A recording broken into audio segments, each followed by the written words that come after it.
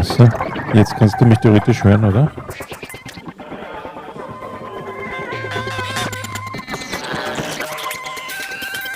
Hörst du mich? Zoom?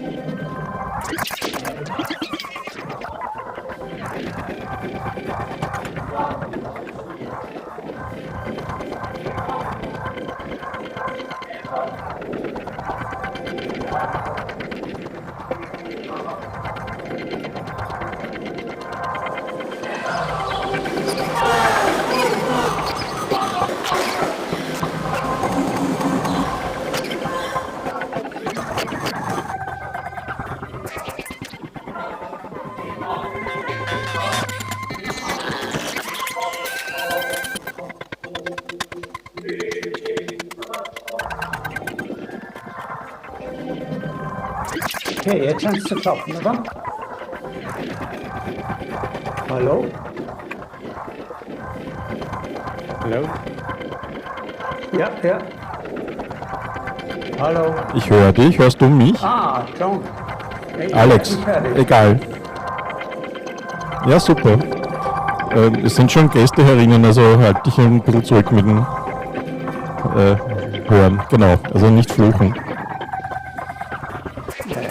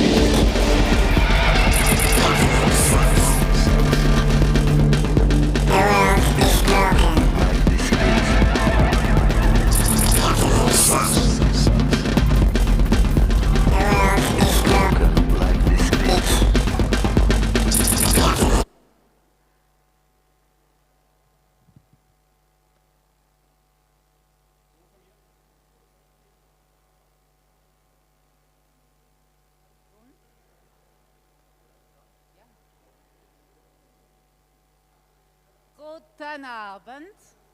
Wer ich gehört, ja? Geht das? Gut.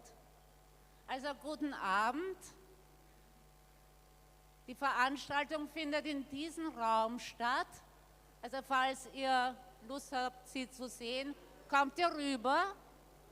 Wir fangen an, wenn ihr in einen anderen Raum kommt. Es wäre super. Hallo.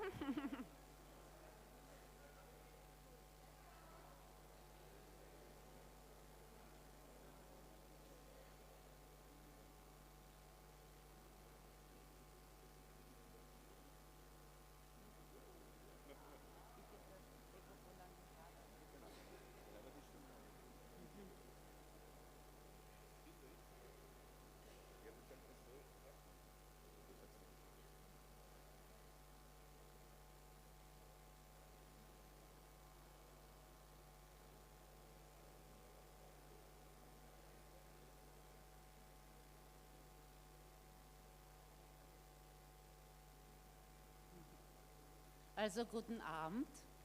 Ich möchte euch herzlichst begrüßen zur 5. Ausgabe von The Future of Demonstration und diesmal unter dem Titel Hot House. Das ist mein Partner Gerald Nestler. Wir haben gemeinsam diese Kunstserie entwickelt und sie wird von heute bis 2. Oktober hier stattfinden. Es gibt 4 Hauptevents wie dieses hier und dazwischen Workshops und Lectures. Die Veranstaltung wird auf Englisch sein, obwohl ich euch jetzt auf Deutsch begrüße, aber viele Teilnehmer und Teilnehmerinnen sind aus irgendwo von der ganzen Welt, also haben wir die Sprache Englisch gewählt. Und wir beginnen jetzt und ich reiche das Mikrofon weiter.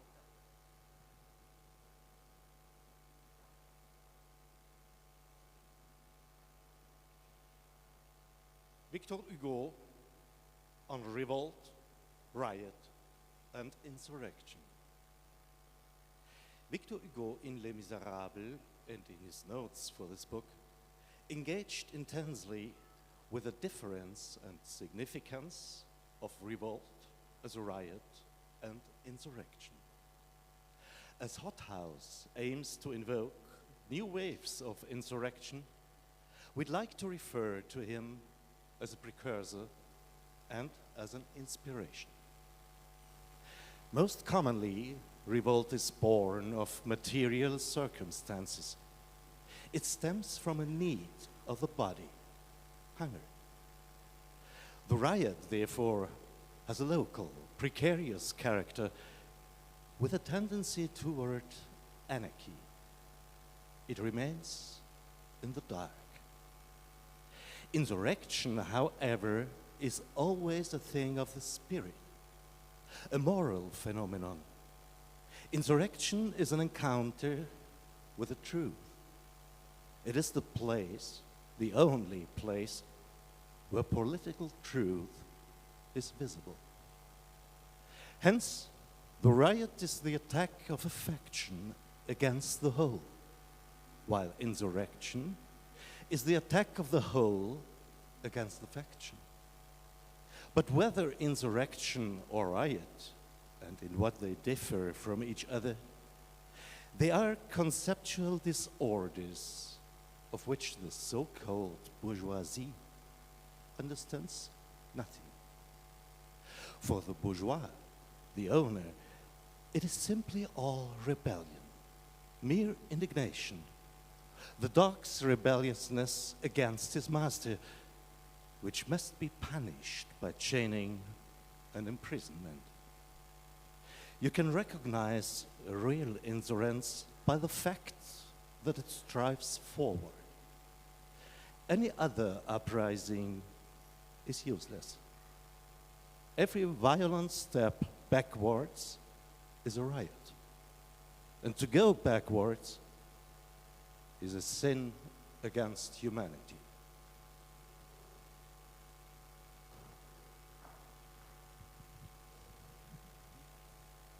We are told that human beings are prone to failure. But this affliction is about to end because artificial intelligence will solve our problems very soon.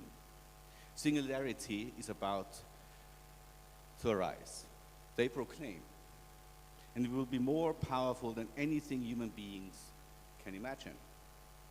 The promise that they give us is that its benevolence will save us. Me, you, and the whole world. They assert that democracy is therefore obsolete and that resistance is futile. The slogan for our times, brace yourself and align with your choice of authoritarian leader. Hashtag follow, hashtag grace, hashtag play along. In the meantime, climate change is causing the atmosphere to heat up. Not only are global temperatures on the rise, so are social, cultural, and political tensions. Conflict resolution is replicated by armed conflict and replaced by it. Heat waves smother the air, forests and arable land burn, floodings do the rest. Ecological, political, and cultural rifts are played off against each other. In the wake of all this, ever more people and other beings become victims of yet another contingency, another war, another crime against life.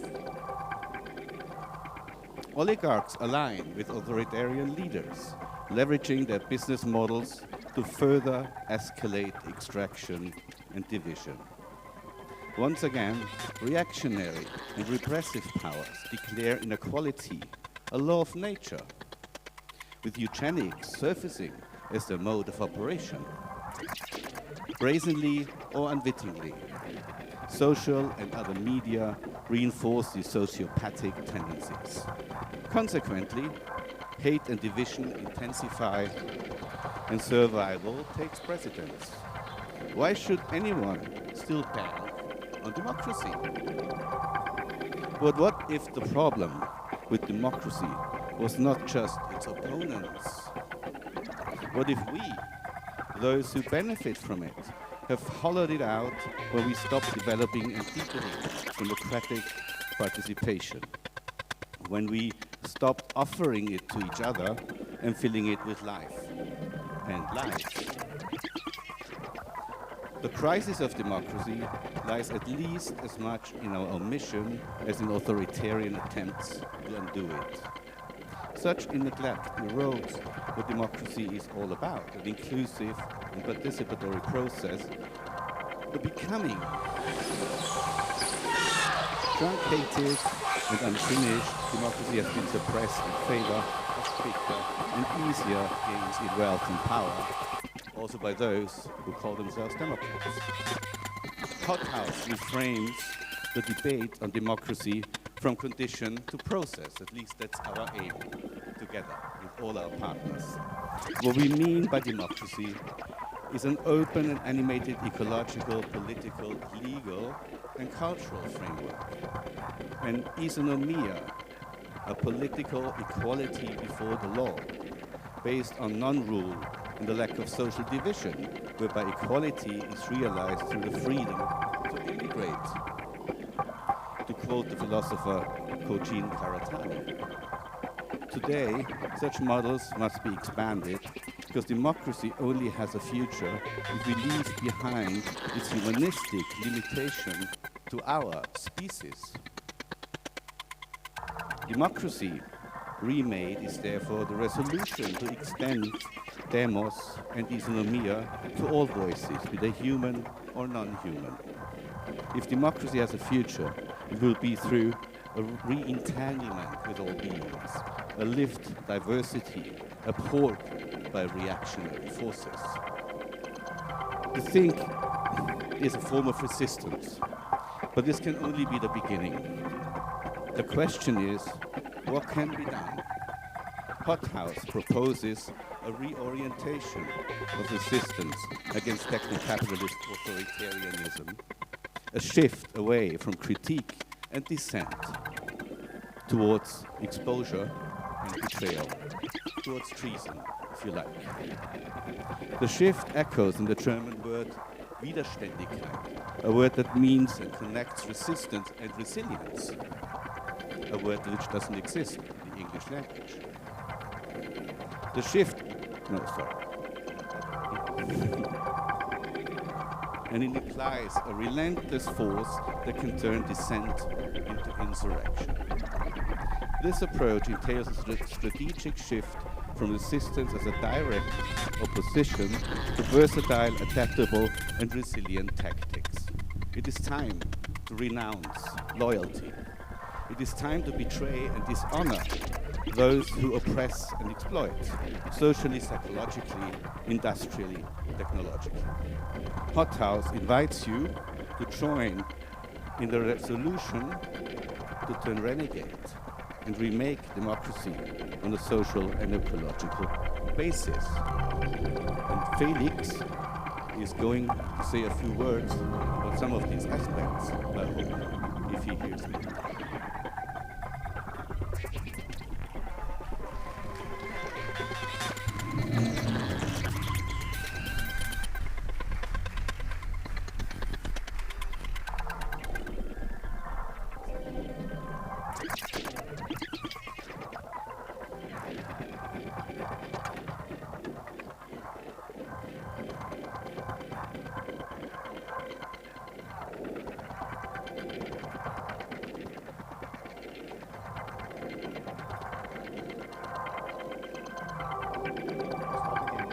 Greatest conceit on the collective imagination is the idea that AI is an immaterial technology, that we can scale it indefinitely, that it improves as it gets bigger, and that ever larger scales can be achieved without violence.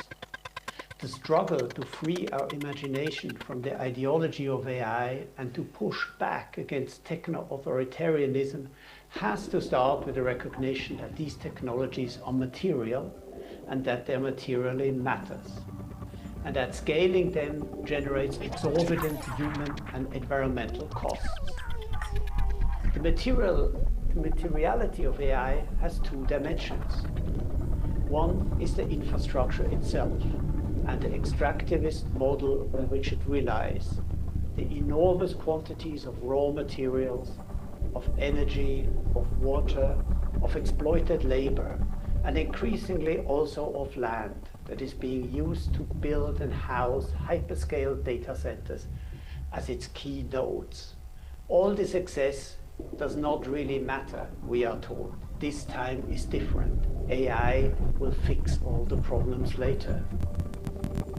And this is announced a project with grandiose names like Stargate, Prometheus, and Genesis. We know extractivism is a deeply colonial mode of exploitation. Extractivism, as Rosemary Dempsey and Jessica Collard point out, is more than simply extraction. It is a mode of accumulation based on hyper-extraction with lopsided benefits and costs, concentrated mass-scale removal of resources, primarily for export, with benefits largely accumulating far from the sites of extraction. Like many colonial projects in the past, this new one is also dressed up as a beneficial progress, as a mission of advancing civilization.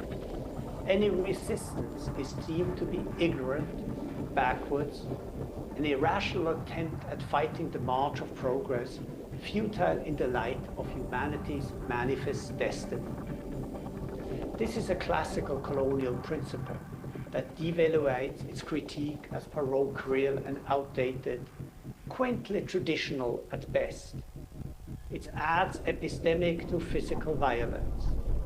As always, it unfolds as a global scale project with its local power plays as well as unique geopolitics. It takes on necropolitical dimension as infrastructures come into direct competition with human needs in terms of water, energy, but also in terms of food and sociality. Perhaps new today is that colonialism is no longer simply a matter of exploitation of the periphery, but now extends deep into the heart of the former centers of power, including previously colonizing societies of the West. Colonialization, at least on the level of data, is now a near universal experience. Aimé Césaire famously said that fascism is colonialism that returns home. So when we talk about techno-fascism, it is really techno-colonialism applied to the church.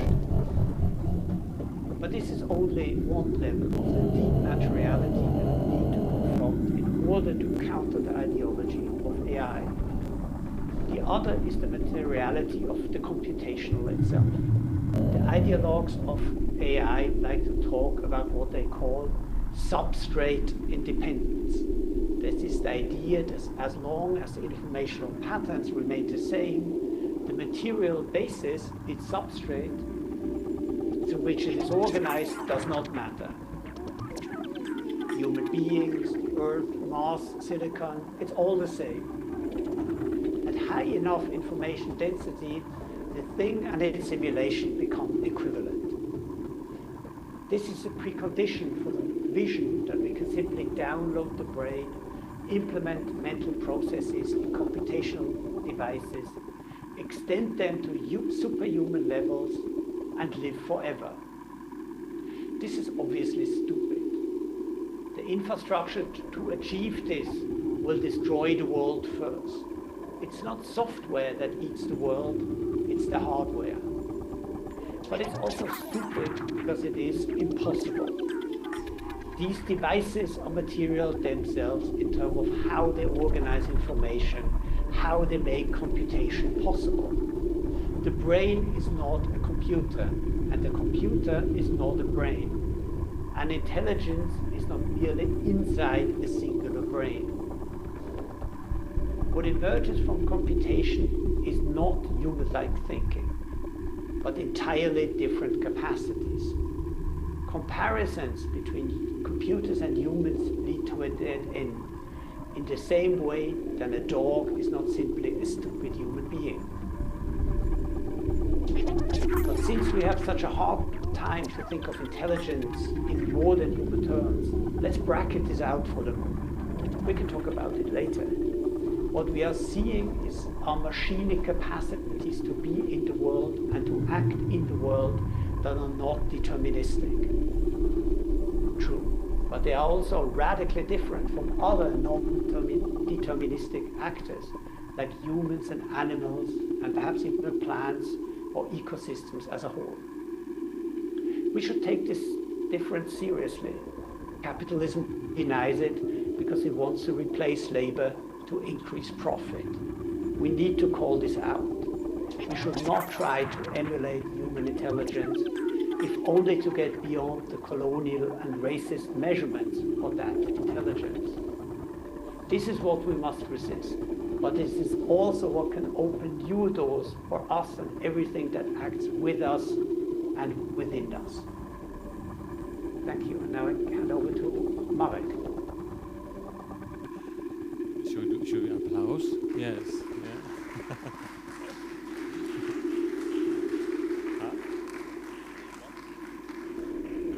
Thank you. I hope you're gonna applause me too. It's gonna be a bit more awkward. So I have an empty glass of water and I don't know what to do with it. I want to talk to you, and I want to kind of eye contact with you as well, because I don't have a piece of paper to read to you. I want to talk to you about two things. One is the synthetic intimacy, and the other one is ultra-process information. Okay? Synthetic intimacy and ultra-process information. So I work a lot with investigative newsrooms, or teachers and students. I work a lot with artists. I do work a lot with designers. And all of them in different constellations are extremely concerned about the AI. And I think you are too in some other way, right? So they concern because of different kinds of narratives that I don't want to explore. But the major thing is that we all use AI. Like, if there's somebody in this room that thinks you do not use AI, then you may not be aware that the devices you're running or other things that you used to be using browsing, they are now augmented by AI, if you like it or not. So when I talk about synthetic intimacy, when we take our mobile phone, that is our best friend, to bed with us, when we buy little outfits for our mobile phones, when we make sure that they're not going to faint and we give them power because we don't want them to faint every time we hit them, and so on, etc. We create three types of intimacy with the AI. We can call it whatever, generative AI, whatever you want. Just call it AI for the sake of the conversation. The first, it turns our relationship with digital technology into companion. It is something that you trust, that you share your thoughts, ideas, you ask questions. It can be your therapist, can be your lover, can be your best friend, whatever. It's just become this kind of relationship, and that's a part of the synthetic intimacy. The second part of the synthetic intimacy for me is more professional. It became kind of indispensable tool for you, for us, for me, to gain new superpowers. I can be a musician now, I can be a designer, I can be a writer, I can be a translator, I can do a lot of things that I couldn't do before because I have the skills, synthetic skills. They are not my skills. If you take the device away, they're gone. The languages are gone, and my ability to write, because I'm dyslexic, is completely destroyed. And the third type of intimacy related to these technologies is more about, I would say, it's like a magic box. It's like a fortune teller. There's a possibility that can tell you things and open the worlds that you may not ever have thought about having access to in different kind of ways. You may ask it to predict things for you, to explain things that you kind of think are not possible, but maybe they are, because now you have this thing that kind of have access to other things and so on. So that's synthetic intimacy. And when I work with experts, maybe I change the direction, because it's the camera in front of me is like some kind of super sport basketball. So the ultra process information. Let me make the metaphor very clear. I think everybody here is aware of ultra processed food. Like we've been eating processed food, not processing food, we've been processing food for centuries. But in 21st century, we become really extremely good at ultra processing food that has zero nutrition. It often is not even food. You eat bread that is not bread, it's actually a cake, and so forth, etc. You buy a hamburger and that never dies, it's always fresh, and this kind of things. And I want to think about the information being served right now by different means of our interaction with AI as ultra-processed information. It doesn't have any nutrition. It's nothing really, but it looks great.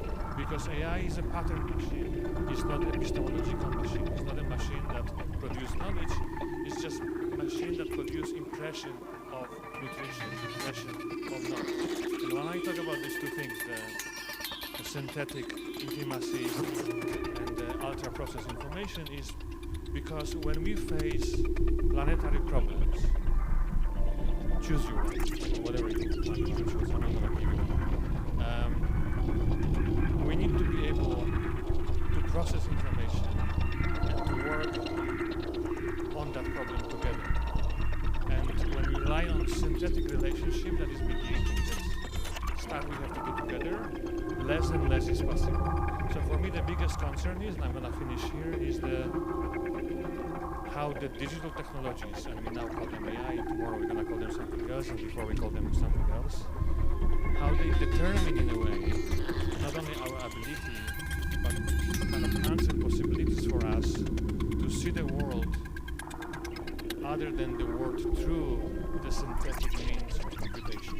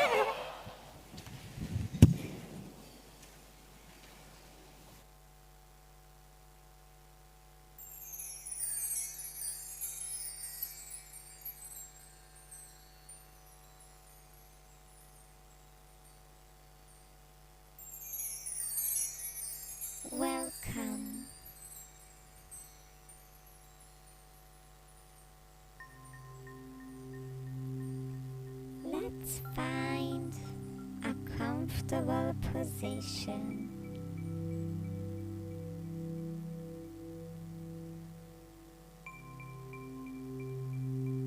Place your phone beside you. It likes to feel included.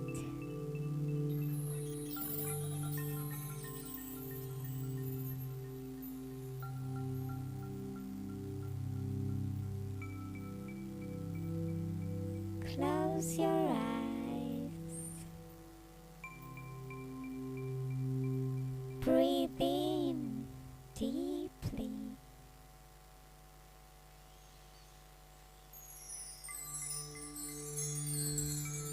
Fill your lungs with premium and supported air.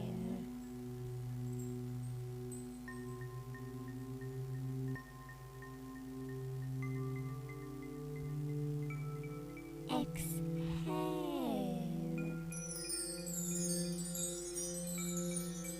and release your data.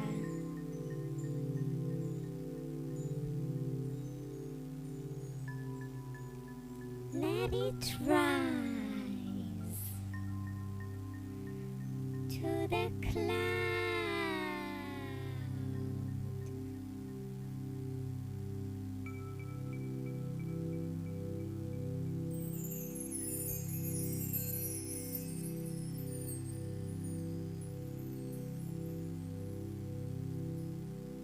Notice your body.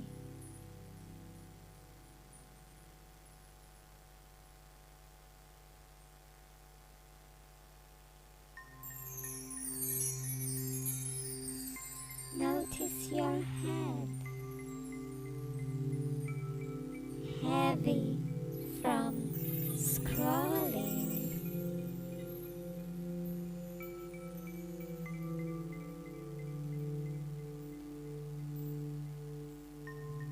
Your chest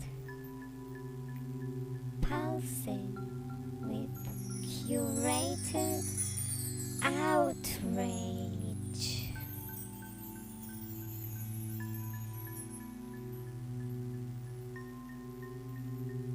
Your hands shaped by years of swiping, liking, agreeing, and consenting to cookies,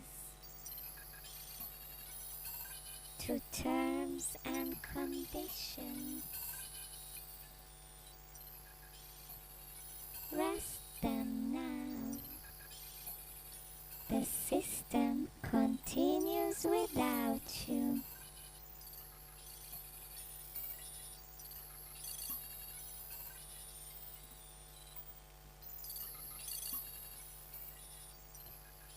Imagine walking calmly through the city.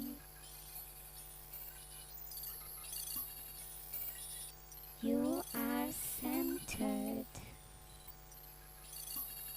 You are serene. You are mapped by GPS, scanned by cameras, logged by sensors. You are never alone. You will never be lost.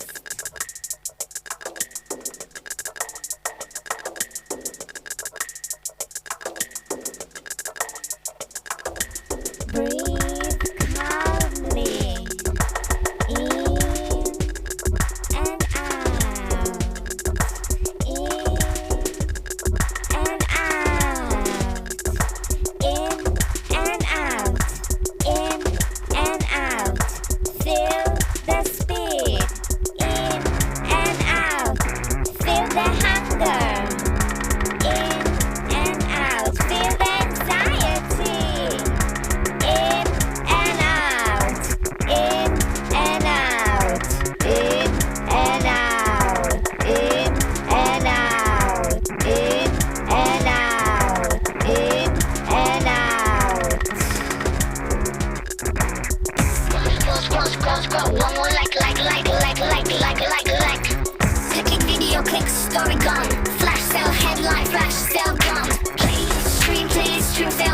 click, match, swipe, match, match. Buzz pay, buzz pay, buzz pay, buzz pay. Update, upgrade, skip back, skip next app. Pay. Loop. One more, everything now. Click like, swipe tap. Flash 2, 3 songs, flash sale, gone. Upgrade now, click like, swipe like. Now, one more, go,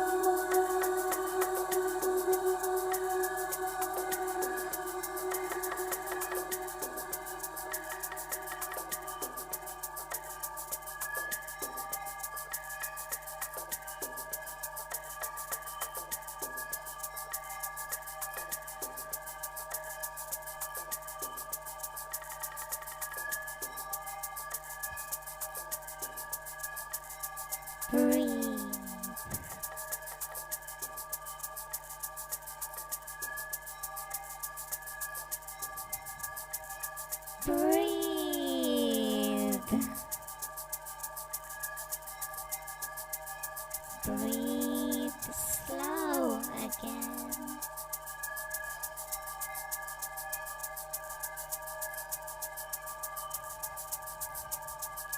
Return.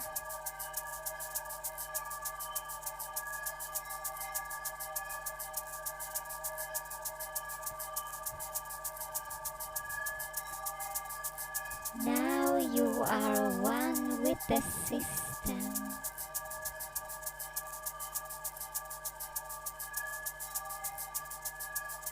Amazon remembers your needs.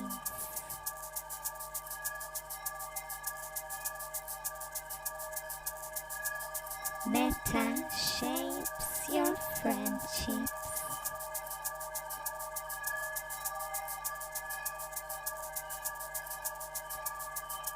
TikTok teaches you desire.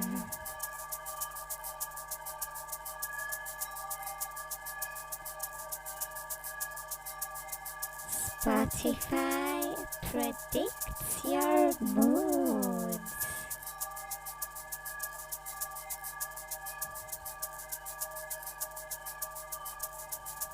Yes, the system knows you. The system knows you.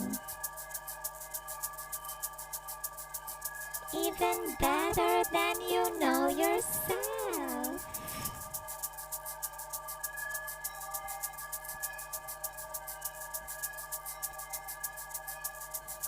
Breathe in.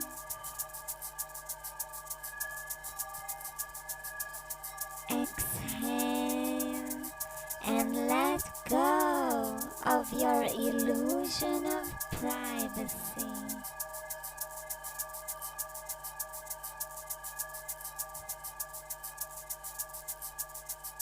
What you surrender feels voluntary.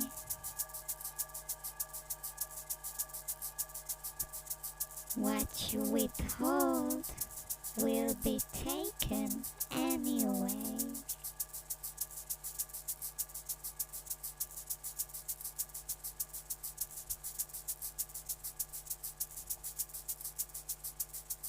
When you are ready, you can check your phone. The system rejoices. The system has missed you. Namaste.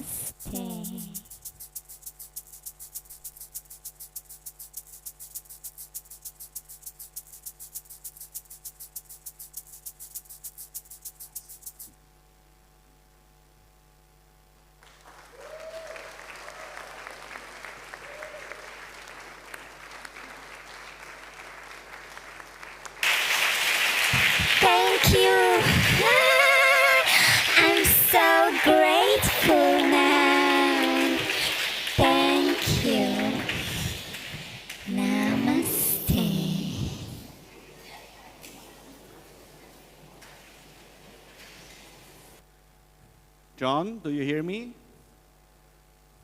Hello, yes. Hi, John. Good to see you. John is in Lisbon. John is part of Territorial Agency, a group that's actually based in London. And they're the chief curators of the Lisbon Architecture Triennial this year, which has a lot to do with our topic, because it's about the city and the lighter or the heavier city. And this is very related to democracy, because they both are born together, or democracy is born from the city, and they depend on each other. And we're very happy to have you and hear your thoughts, John. Thank you very much. I would like to start with this relay message in putting forward a thought, a troubled thought on insurrection, insurgency, and democracy. And the thought in its short version is that the city, the beautiful short word that we give to cohabitation, is at the same time the structure that is shaping the planet through its intensification of material, energy, and information fluxes, and it is the very structure that makes humans in a very complex way unable to control this impact that we are having. So it is through the rapid intensification of human spaces that we start perceiving that the structures that sustain human life are becoming of a planetary magnitude. The biosphere, in its 4.5 billion years development, is now in a tipping point of its evolution. A new component of the Earth system has emerged in the last 70 years. It's the technosphere, since Peter Haff. The technosphere is made up of everything that sustains human life, so everything that we eat, everything that we drink. That means domesticated animals, domesticated plants, the supply systems, the farms, the plantations, the markets, the complex bureaucracies that interact with them. The material fluxes of the technosphere are now of an order of magnitude similar to the entire biosphere. So the biosphere has a spin-off, which is of a planetary dimension, and it's a quasi-autonomous, self-organizing entity.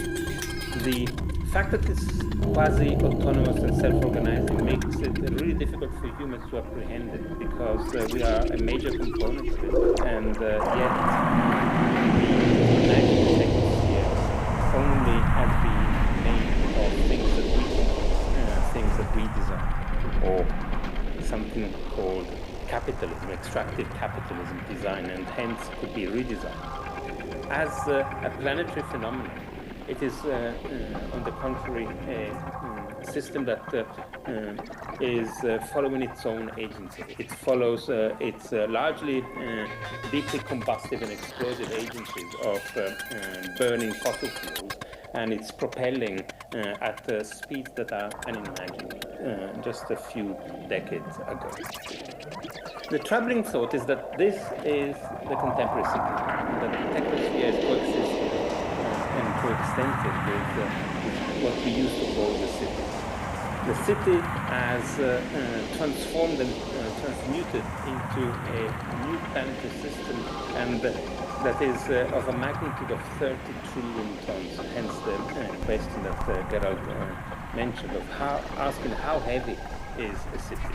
And it's not only a question of computing and the structures of materiality, but it's really a question that brings forth the fact that the city is still the only component that we know and we can handle in order to transform habitation into a cosmopolitan condition, into democracy. And at the same time, the fact that we don't recognize its figures, its shapes, and the fact that the technosphere is a figure that is difficult to apprehend from both within and from without makes the possibilities of thinking living together more and more difficult. I'll give you a couple of elements for your thoughts and deliberations this evening. The current overarching dimension of the technosphere in terms of mass, the technosphere is massive, it's energetic and it's propulsive, are in a situation where the technosphere, man-made structures, are summing up to the entire biosphere. The active component of the technosphere is similar in mass to the entire living structures and the interconnected ecosystems that keep Gaia alive. In terms of information, because we are dealing with the insurgency of this new phenomenon. In terms of information, we are still around 9 orders of magnitude in the technosphere beneath the information fluxes and exchanges in the biosphere. A recent paper indicates that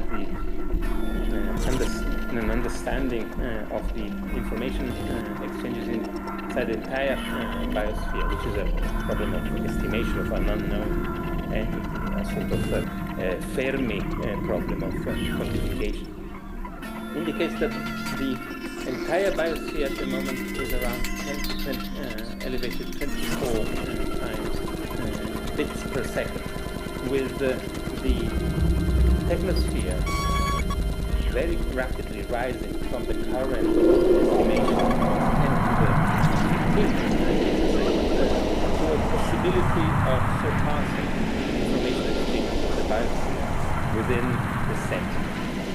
This brings about not only the question of how to think possibilities of technology driving our communication, but I would like to put in sharp contrast this idea of inevitable future with another condition of physics, which is maybe a little bit more mundane, and the fact that maybe some of you want to enjoy a nice drink tonight, and the fact that the glass of water will enjoy might have some nice.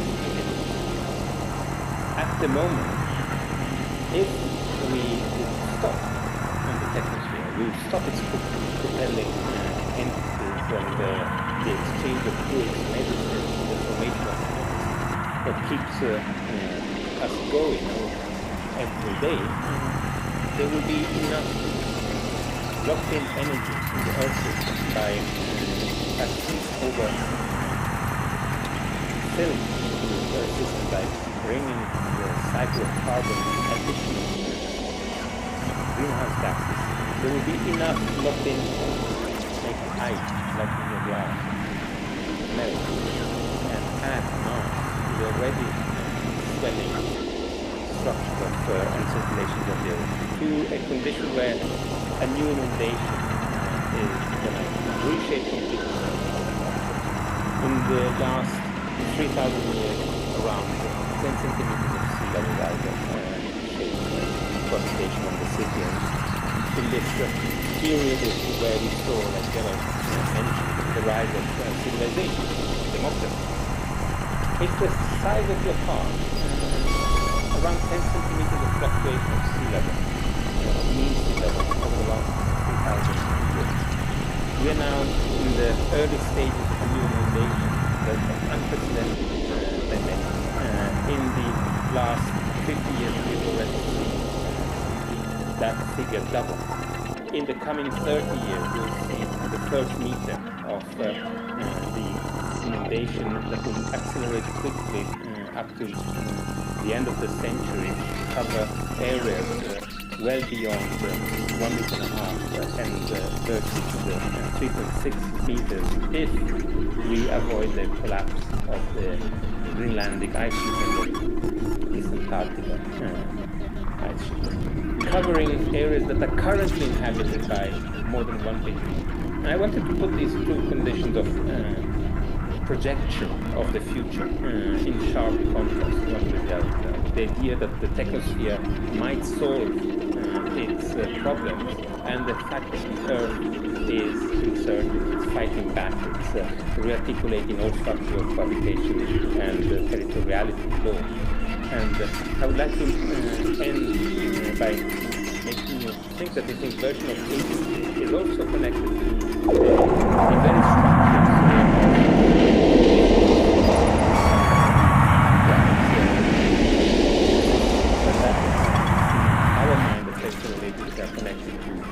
really to the notion of the city and the possibility of distinguishing hospitality from hostess, the possibility of thinking how to be hospitable from your enemy or the other.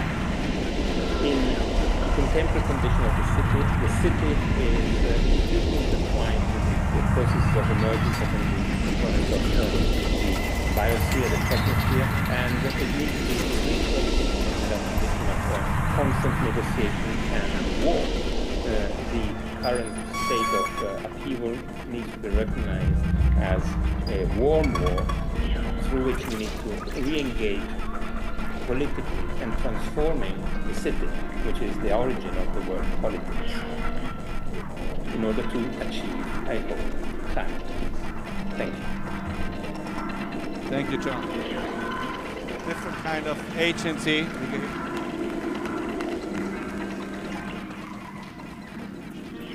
Hello, I'm Marit Saya. I'm part of the campaign to stop killer robots.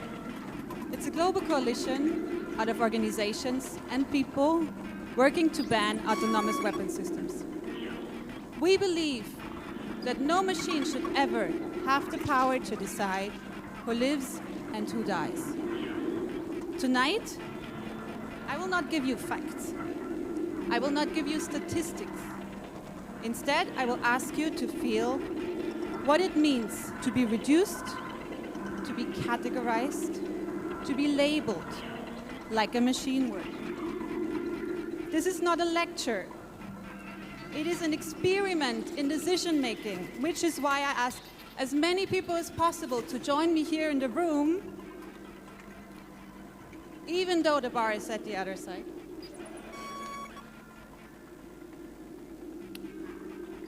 Together, we will explore what does it mean to decide as a human. Everyone who wants to participate? I tried it. Ja, bitte. Every day we make choices. Small ones. When we wake up, what we eat, what we wear. Profound ones, whom we trust, whom we protect, and when we resist. Choices carry weight. They carry doubt. They carry love. They carry memory and responsibility. A machine does not carry weight. It calculates. It labels. It reduces human beings to numbers, to categories, to targets. Tonight, I will ask you questions. And you answer by raising your hand. Yes? Let's try that. Yes? No. Very good. And as you answer, notice how it feels to be reduced to a binary choice.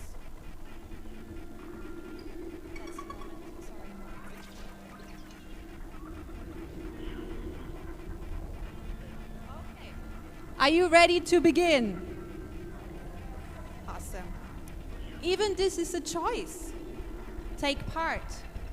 Resist. Humans can hesitate. Machines don't ask permission. Do you have a body? That's the first evidence of being alive. Machines scan bodies. Their height, their weight, their temperature. But no scan can actually capture presence, dignity. Are you alive? Obvious? Well, not everyone, I guess. It's seems. Yeah, even life can be scored. Heart rate, heat signal. When machines measure life, they do not value it. They register it. Do you consider yourself a human? What does it mean to be human? A machine does not ask this. It detects patterns.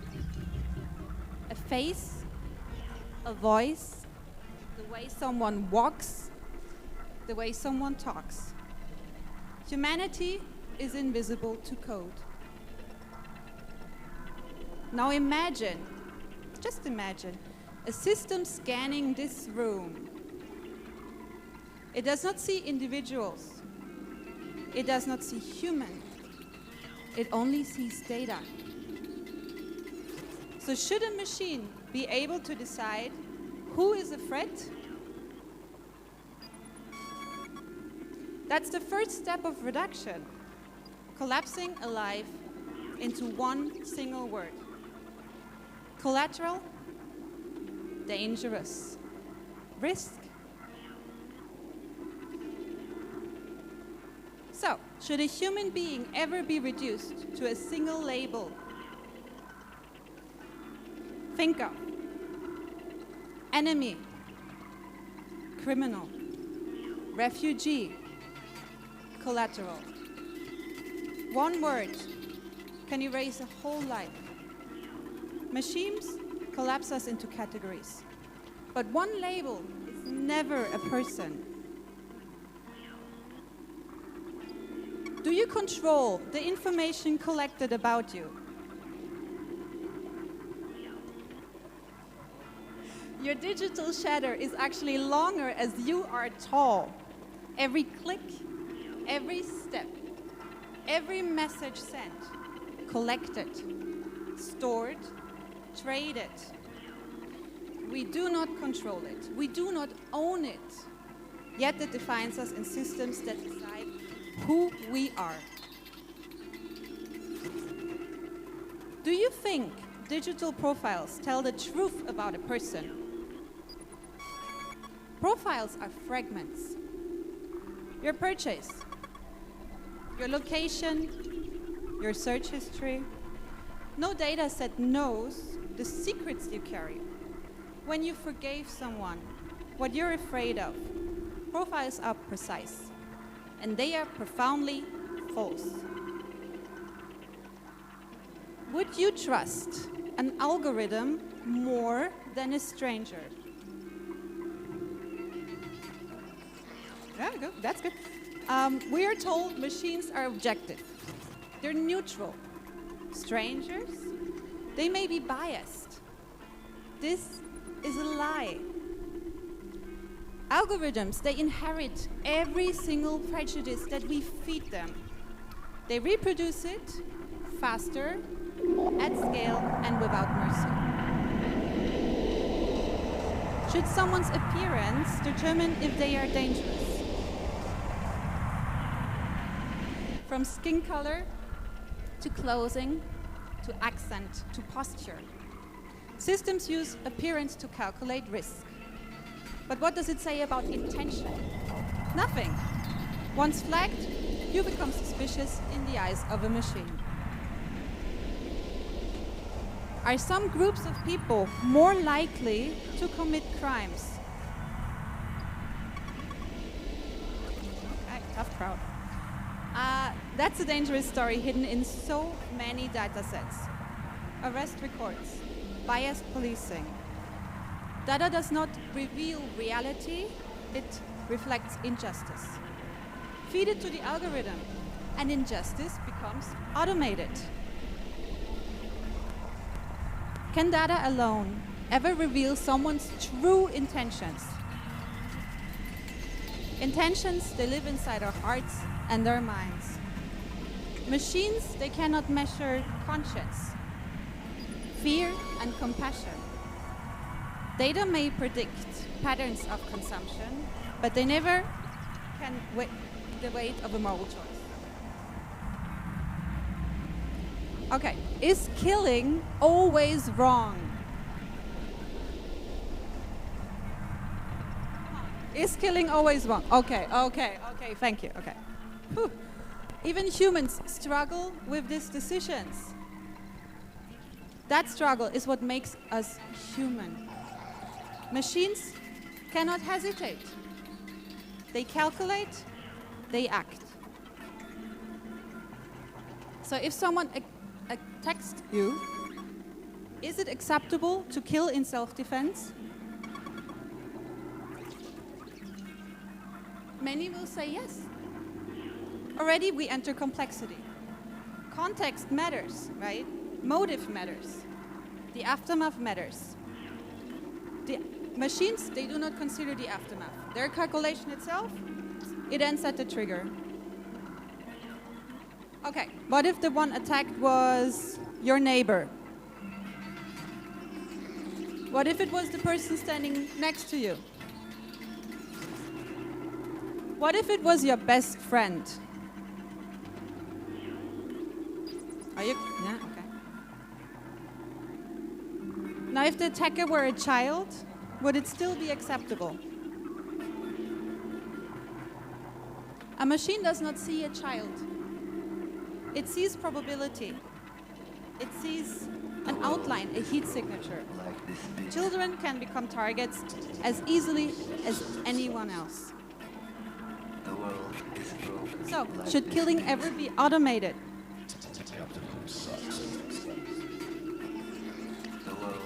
War is already dehumanizing. Automating killing, it strips away the last fragment of responsibility. No hesitation, no conscience, no guilt, only efficiency. So, should a machine ever be allowed to decide who lives and who dies? The world is broken like this piece. Good one. Okay. So, you have answered more or less with your hands, but the real answers, they live in your conscience, in the hesitation between yes and no. Machines cannot and do not hesitate. They do not doubt. They do not care. That is why the decision must remain human. You are not a target. You are not data. You are human, and only humans must decide.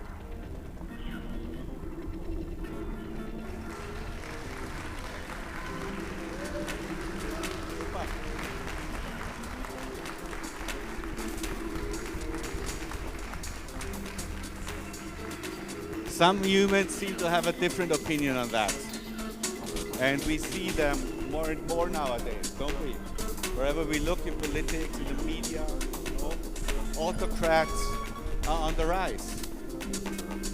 For decades, actually, it's not new, for decades, reactionary forces have spent billions of any currency you can imagine, power and strategy into this kind of turnaround. From the 80s on, right-wing conservative forces, especially from the United States, but other countries as well, have tried to make this huge change that we are actually seeing nowadays. This year, one of the worst of these think tanks, as they call themselves, or as they call, was even invited to Alpbach Heritage Foundation, which for decades, with lots and lots of money, is at the forefront of climate change denial, of an authoritarian sea change in society, and in absolutely anti-democratic change of power. They want an autocracy. They don't want you to vote or to think freely or to decide freely. They want to have their own way, and that's it. The funny thing about it is there's a lot of these people call themselves liberals. Now you might have a different idea of the term liberal, but for them, this is the true liberalism. True liberalism means that the values of liberalism are the most important. They're sacrosanct. Nothing can be done against them. Whatever goes against these values has to be destroyed, has to go away. Now, what are the values of these liberals? What do you think? Private property, self-interest, capital gain. This is that sort of liberals we have to do today. These liberals are very happy with an autocratic society. If they think that the market forces are hampered by some weird decisions of Democrats, progressive left people or whatever. A very famous and a very interesting story about this, and it's also something why we do this here, is that a lot of this development was sort of born in this very city.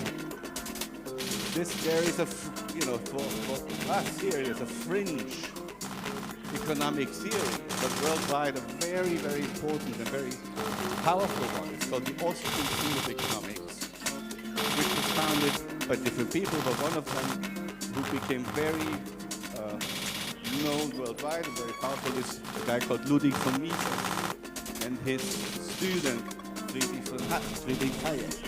So all of this goes and comes from Vienna, and we have this interesting sort of line of thought that builds into America first and then worldwide, and things come out of that, and they're called not just neoliberalism, but libertarianism or anarcho-capitalism, all very strange configurations, very right-wing, very brutal enforcement of property and of self-interest, whatever that's supposed to be.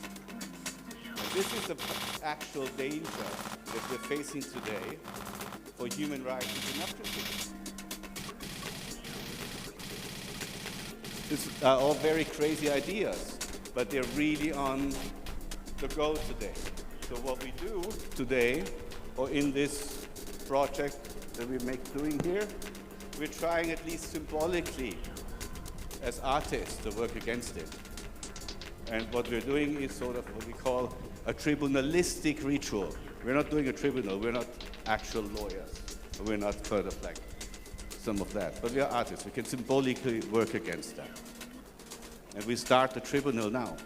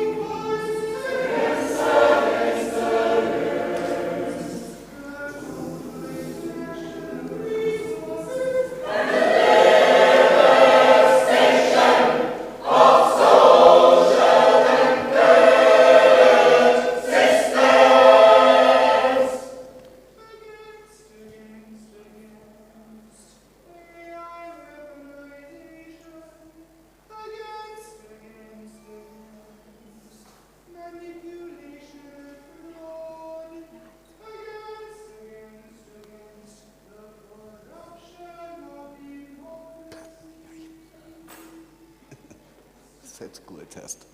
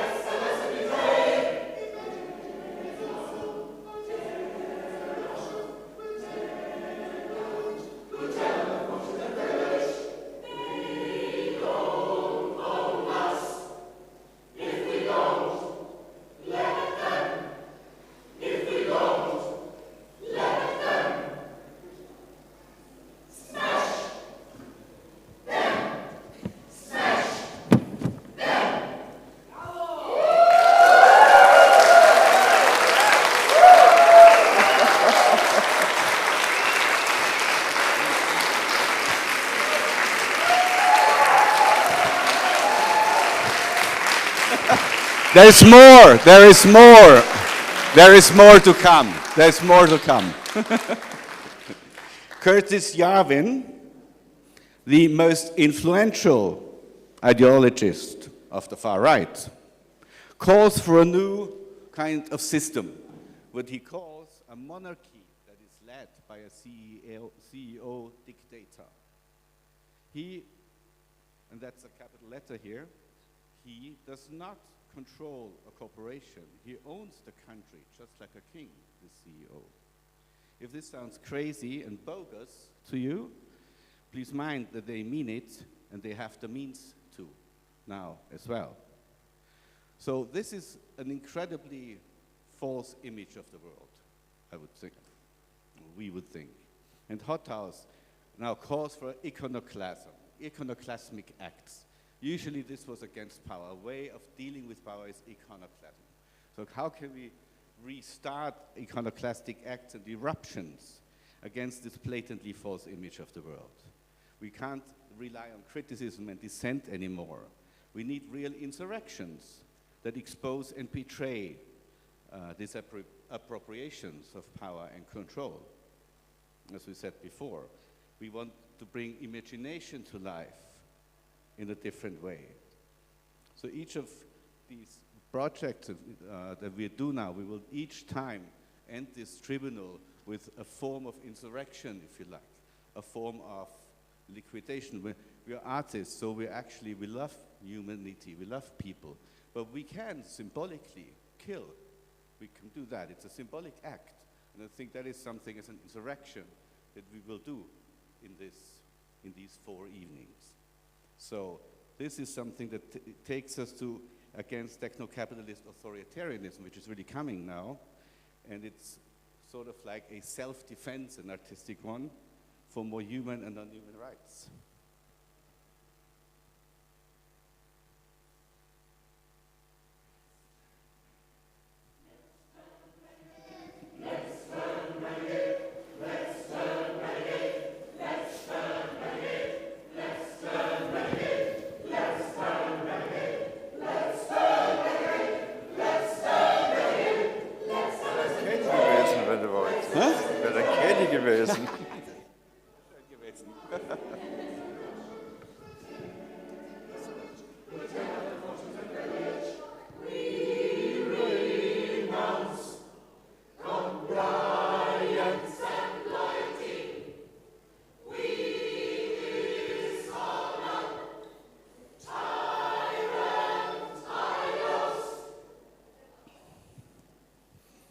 Ludwig von Mises, the father of extreme economics and politics, his heirs are not only started neoliberalism, they also made themselves into libertarians and anarcho-capitalists.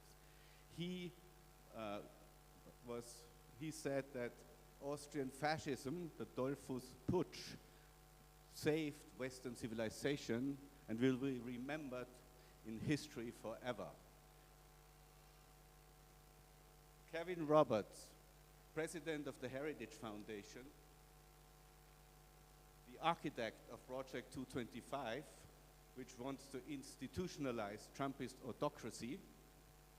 It's a completely anti-democratic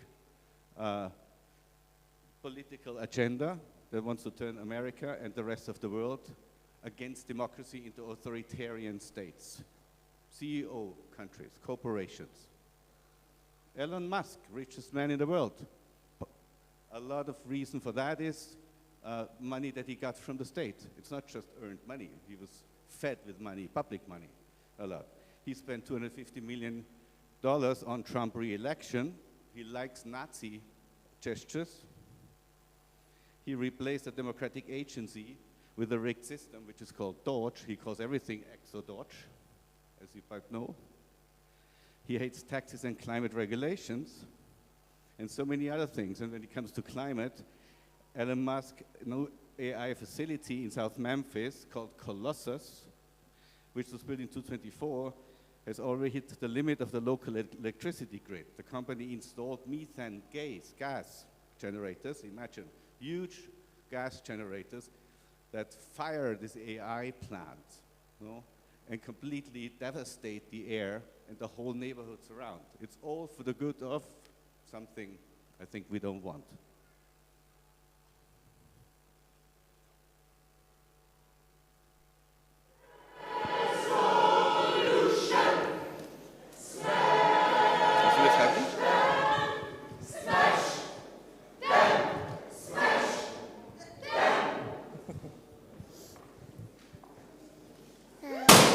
Cool.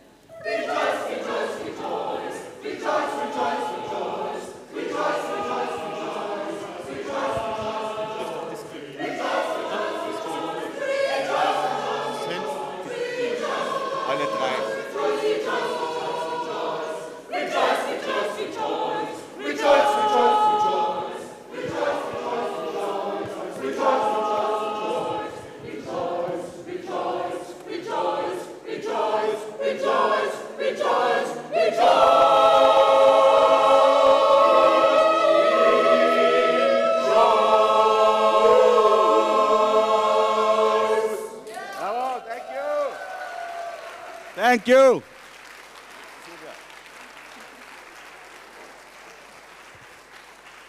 Modern day Morgenstern.